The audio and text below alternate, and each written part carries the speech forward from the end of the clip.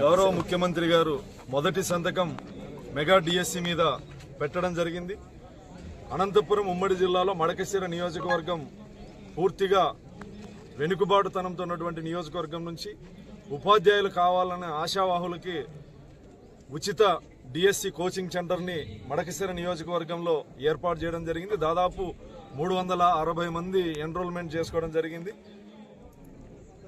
ఈ మెగా డిఎస్సీనే కాదు, competitive exams ఏది ప్రభుత్వం పెట్టినా, ఏ ఉద్యోగ నియామకాలు పెట్టినా, బ్యాంకింగ్ కావచ్చు, పోలీస్ కావచ్చు, ఏ ఉద్యోగ నియామకాలకు ఉత్తర్వులు జారీ చేసినా దానికి సంబంధించిన కోచింగ్ సెంటర్ని మడకశిర నియోజకవర్గంలో ఏర్పాటు చేస్తామని చెప్పి సందర్భంగా తెలియజేస్తూ, వెనుకబాటుతనం, అభివృద్ధి లేకపోవడం, జిల్లా కేంద్రాలకి సుదూర ప్రాంతంలో ఉండడం, కర్ణాటకకు బార్డర్లో ఉండడం, ఈ నియోజకవర్గానికి అన్ని శాఖల సిబ్బంది కూడా కొరత ఎక్కువగా ఉంది. మొన్న గౌరవ కలెక్టర్ గారికి కూడా విన్నవించడం జరిగింది.